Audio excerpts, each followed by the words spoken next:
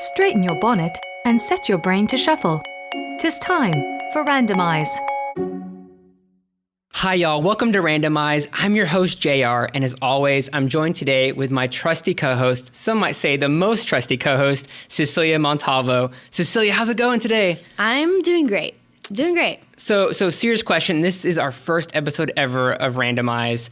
How are you feeling? Are you stoked? Are you excited? Are you nervous? Do you have like butterflies in your stomach? What's going on? There is no place I'd rather be than having these conversations with you right now. Yes, that's what I love to hear, Cecelia. You're getting me so excited right now. I'm stoked for this conversation. So let's go ahead and just tell the people at home what these conversations are going to be about, because many people, this is your first episode because it is the first episode. Let's go ahead and rephrase that. For everybody, it's the first episode. So the way this works is Randomize is basically our place to talk about these super important and super random topics that no one else is talking about. So we're going to be talking about some very random things that humanity obviously just needs to hear. Like, I think that's the emphasis of the conversation, is that these are conversations that need to be had. You might have not known you need to hear this conversation or need to participate in it, but that is a fact. They are important and need to be discussed. For sure. And what's going to happen, Cecelia, is people are going to listen to this episode and they're going to be like, oh my gosh, they were right. I needed to hear this conversation and this topic. I never knew I needed to hear this topic or conversation. So the way it works is Cecelia and I have both written down very random topics that we're going to each bring up to each other. I haven't seen Cecilia's topics. She has not seen mine. And we're going to tell them to each other, and then we're going to have a discussion about the merits of them and how they matter to society as a whole. But first, Cecelia, I got to share this random thought I had today that was just so perfect. I had to share it. Do you want to hear this thought? Absolutely. I'm dying to hear it. Okay, so during my lunch, I was listening to music in my headphones, and this thought struck me. Like, there is something that we as humanity can do to instantly make life better. And as you know, everyone in life goes through ups and downs. There's, the valleys and the mountains. So even at your lowest point in your life, I feel like this idea will help. And this idea is, I feel like everybody needs a boombox guy. Do you know what a boombox guy is? Oh, yes, I do. Okay, so for those listeners who don't know what that is, it's basically wherever you go, you need some guy with a boombox following you around, pumping, blasting music that gets you amped and hyped up. So even if you're going through like a breakup or some other horrible life tragedy, a boombox guy following you around can only make your life better. Like, how do you feel about this? I could not agree more. I have this idea where, there is something that's really, really relaxing, really personable, having your music play in your headphones. You really feel into yourself, but there's also something the experience is almost entirely different when you're listening to music on the outside of your ears. It's not just in your ears, but it's in your environment. It's everywhere you hear, it's everywhere you look. And I enjoy music that way. I enjoy live music. I enjoy being in a place where it's open to everyone and the music is coming through speakers. Everyone can enjoy the music along with you. Everyone can enjoy it. Having your own personal music played by a boombox man who's following you everywhere, I don't think that there could be anything better than that. Yes, for sure. And something I was even thinking about is, wouldn't it be really cool if, there's so many situations in life this would help you with, right? So let's pretend you have a meeting and you're entering a meeting. What way to enter a meeting and set the tone for that meeting if your boombox guy is like pumping, I don't know, like epic battle music from some like film score, right? Or maybe like you could even set the tone a little bit different. Maybe have your boombox guy shift and play like Celine Dion while you're walking into the meeting. Like, this is the instant way to set a tone for a meeting and let people know that you're serious and you're there to meet. I love that. You know how when you're walking on the street and you might have music in your headphones and no one outside of you knows that you're blasting Beyonce and you're strutting down the street in your own head. Now other people can understand how you're feeling and can participate in it with you. So they know that you're living in a Beyonce music video too. Exactly. However, sometimes I do know what music they're listening to based on the dance they're giving. Like, I've seen a few people do the Macarena with their headphones in, and I'm like, that person's listening to that 90s song, the Macarena. That's a giveaway for sure. Good for them. But this also brings up a few questions, Cecelia, is in a perfect world, everyone would have their own boombox guy. I think that's a given, right? Now, the only thing is, the question that's mainly raised is, should the boombox guy have a boombox guy? Because I feel like he would be missing out if he didn't have his own. And then would the boombox guy need one? It would create an infinite loop of boombox guys. But who's us to deny the Boombox guy of having his own hype person, right? I think that's a really great question. I think it just comes down to you're either born as a Boombox guy or born as a person with a Boombox guy. You're making a good point. You don't get to choose. The universe chooses for you. That's a really good point. I can't argue with that, Cecelia. And on that note, I think it's time for our first random topic. Cecelia, I thought a lot about this, and the question I want to ask is, if we lived in a world where everyone has to have a supervillain in their lives, which fictional villain would you make your real life adversary? It can be from a TV show, a movie, anything. Oh, JR, this is a great question. The first villain that I thought of was Regina George from Mean Girls. She would be epic. Can you imagine working with her? Like, oh my gosh, the mean stare she would send you during meetings. Like, oh my gosh. Epic. Awesome. I think she really was the first one that popped into mind. I think I have to go with her because she is truly an epic villain. And of course, spoiler alert for the end of the movie, you find out that she's not really that much of a villain at all.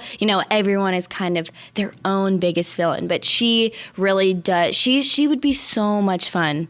So at the end of the movie, she became a field hockey player. Would you actively root against her and her field hockey team? I mean, she is your nemesis after all. I mean, she's my arch nemesis. I mean, I could have empathy for her in her field hockey, games. But I think other than that, she would be so much fun to have an adversary. All right. How would you, so let's pretend you are in a meeting with her and she does something purely evil. Again, she's a supervillain. How would you respond, Cecelia? Well, I think the exciting thing about having somebody like Regina George as a villain is that you can almost match her. You can almost match she doesn't have superpowers, right? So she's just exactly. She doesn't have crazy. Superpowers. She is just good at being mean. Hence, Mean Girls. She has the crazy eyes, so I feel like you have to match her crazy eyes. You do, Cecelia. and doesn't that sound fun? That sounds fun to me. It does kind of sound fun. That's what I'm doing. Adopting the crazy eyes, right? Just for a little bit, just to get on her level. Okay, so what would you do if she walks by your desk and she just knocks a coffee cup over and keeps walking? And I'm talking coffee everywhere. How would you get back at her? I think the best thing about Regina George is when she attacks, you have to, plan your attack. It's not really about it in the moment. It's about, playing the long game. In the Mean Girls, in the Mean Girls light of everything, I would probably find a way to get a job at her favorite coffee shop and make sure that I was the barista that served her coffee every day. And I would probably do something along the lines of, giving her foot cream for her face. Like, what could we put in there? Maybe we could put in some... I would be more evil. I would give her decaf instead of calf.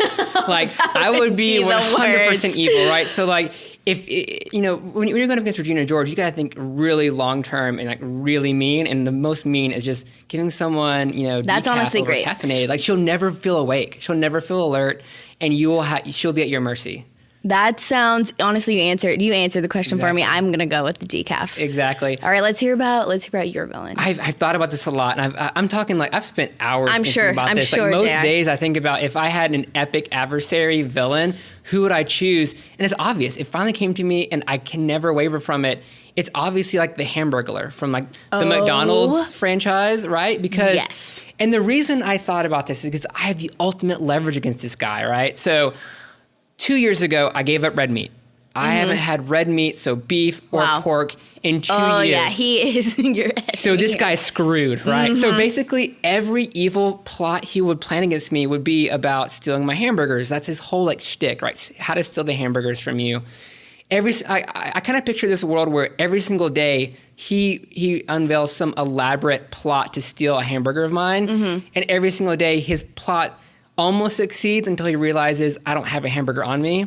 And I tell him, I'm like, listen, Hamburglar, I know we do this tango every single day, but you know this, I don't eat red meat. And it'd almost transform, I guess, into a Charlie Brown scenario where he would just, his head would just kind of slump and he'd walk off and the sad Charlie Brown music would play. I feel like every day would be that same tango, but it would never get old.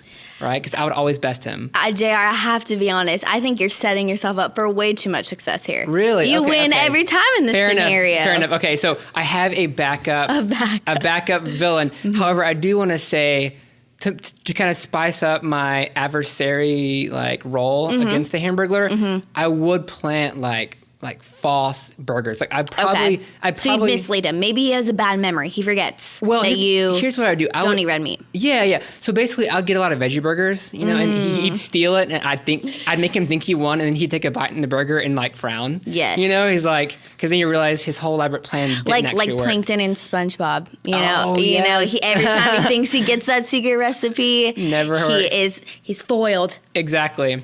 All right. So do you want to hear my backup? I would love to hear your backup. I think I need to hear it. Similar vein to you with Mean Girls, I would choose Miranda from The Devil Wears Prada. Oh, wow. But here's the thing. Even as her assistant, it wouldn't bother me because I have bad fashion anyway. And this is kind of another Hamburger thing where like you are putting yourselves in these positions. So you know what, honestly, JR, that is really admirable. You know, you have these adversaries that at the end of the day they can't even touch you. If you get a chance to choose, like why not choose yourself as being their kryptonite? Like I literally on weekends wear athletic shorts and white undershirts most of the time. So like if I run into her on the weekend, that would give Miranda Priestley a heart attack, a stroke, and an aneurysm all at the same once. time. Yeah. And here's the thing. I would see her in the street and she'd probably like say some snide remark and I'd be like, whatevs, and keep walking. You know, it wouldn't bother me. It's who I am. I honestly admire the way that you live your life. You know, nothing can touch you. You know, you're gonna do you. Yeah. I don't eat red meat and I have bad fashion, so nothing can touch me. Nothing can touch me. Nothing. So that's exactly right. Yeah. So for our very last topic, I can see in your eyes you have a really good one up your sleeve that you want to share with the folks at home. It's pretty good. I think it's pretty important that not only I discuss with you, but that everyone goes home and thinks about this for themselves as well. So essentially, let's say you were going to open a restaurant. Yeah. What would be the dish? The dish. I'm talking the capital T, the dish that you would feature on your menu to bring everyone to your restaurant.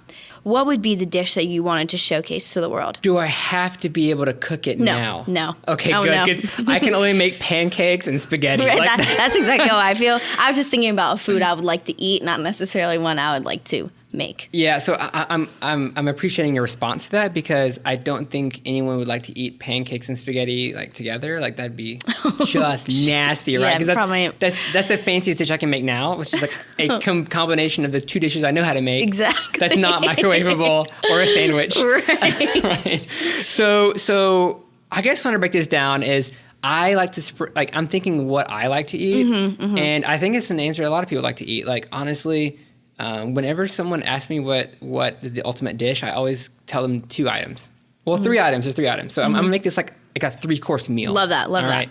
So the first course is going to be macaroni and cheese, obviously. It's got your carbs. It's got your cheese. What else do you need, right? What else do you need? Exactly. Not much. So and then the second one is obviously chicken nuggets. All right. They're portable. You can eat them while you're driving. You can even dip them in sauce. Yes. That's like haphazardly perched on your console while you're driving. You can if you want to run and eat them, that's like gross. You'll probably throw up. But you could. You could. Totally could. They're portable. They're yummy. They got protein because they're chicken. Right. And then so that's your second course. Yes. Right. And keep in mind, every single meal at this place are these 3 courses. There's no changing. Right? I'm with it. There's no variance here. The third one. Buttered rolls. Ooh. Carbs, you got the dairy on top for a little bit of protein. That's all you need in life are those 3 items all wrapped in together. It's the ultimate meal, Cecelia. A full course meal sandwiched where the first and the last course are carb focused. I can literally not think of a more enjoyable meal. So also if you really want to sweeten it up, you know, people could merge these together, right? So people could like break open the roll, throw 1 chicken nugget in it, and then put like a little bit of mac and cheese on top, and it's like a sandwich. That sounds dreamy. And I think something that's really important is that, you know, this is a restaurant where people go to so that they can have all of these things in the same place. And of course, because, you know, our restaurants we would never settle for anything less than the best. These are, of course not. This is the best mac and cheese you've ever had in your life. These are the most beautiful, loaded mac and cheese, crispy chicken nuggets you've ever had, and the butteriest, warmest butter rolls you've ever had. I'm talking butter is evaporating literally off the bread, right? So you can actually see the butter particles evaporating to the sky. That's how good this butter bread would be, all right? So it'd be good. So I need a moment of silence for those butter rolls. Okay, what would be mine? What would be yours? So I am a big noodle person. Oh, I love noodles. I love gnocchi. I'm telling you, pasta, noodles, any way that they make it across, across different cultures and food, I'm for it. You're in. Completely in. I think the dish that I would have to feature though would be I love Asian flavors. I love Asian food. My dream is to go to Asia and do a food tour of Asia because I am with the Asian flavors and especially the noodles. I think I would love to create some kind of dish. I mean, actually, I'm not creating. I would just like to eat this at my restaurant where everyone else gets to eat it. Some kind of dish where it's noodles that kind of, they have the best of ramen noodles with all that flavor, but maybe not all that soup. They have the best of that. They have a little bit of, spice in it. They have little bit of, onion and vegetable in it to, brighten it up. Just, I can really see this in my head, but I'm just talking the best noodle dish with Asian-inspired flavors that you could possibly think of. That's what I'm serving at my restaurant. I have an idea to make it even better. All right, so I'm going to say this. You might have a reaction, but just I will likely have a reaction. Consider it because I think it's worth discussing. What if you make it a buffet? I'm just going to throw it out there. A fancy noodle buffet. Brilliant. Game over. Brilliant. Right? That's the best idea I've ever heard. No one's done it. You be the first. No one has done it. And you know what? Every single day you can go in and before you start working, you just go down the line. Just like with one of those styrofoam boxes and just pile it full of noodles. Done. That has to be what my restaurant is. And you incorporate any flavors. You get across cultures again. Any ingredient you could think of, add it to this noodle dish. They toss it up right there in one of those steamy, steamy dishes. Yes. Serve it to you. Here's what you should do. Like the name should literally be Cecelia's Buffet. And everyone would flock there because everyone knows it's got to be like awesome noodles. Cecelia's Noodle Buffet. There you go. Noodles only. Noodles only. Or just call Noodles Only Buffet. That sounds awesome. Okay, all of these ideas are way too good, JR. All right, nobody use this because Cecelia needs to use it. This is patent pending. Patent pending for Cecelia. Do not steal it from her. You will break her heart. Well, really great conversations and topics. Like, again, these are topics that humanity need to hear, Cecelia, and I'm just glad that we're able to bring it to them in this episode. Me too, JR. I'm really glad that, I was able to join you today to talk about these things, and especially for all of the people who will be listening to us talk about these things. Very grateful. Yeah, listen, your noodle buffet is going to be a thing, and the Boombox guy is going to be a thing for humanity one day. Like, these are going to happen. I think so, and you know what? You heard it here first. Yeah, exactly. You heard it here first. You heard it here first. So thank you all for listening in today. Be sure to check out our next episode when it launches next Wednesday. That's all for this episode. See y'all later. Peace. Hey y'all, thanks for tuning in to Randomize. If there's a super random topic that you think should be discussed on this podcast, please email us at randomizepodcast@gmail.com. Also, I gotta throw out a quick disclaimer. As myself, Cecelia, and many of our guests are employees at Warner Brothers and Warner Media, I want to reinforce that everything said on this podcast is a reflection of our own personal views and does not reflect the views of Warner Brothers, Warner Media, or any of its other parent or sister companies or other affiliated entities. Take care, y'all, and stay random.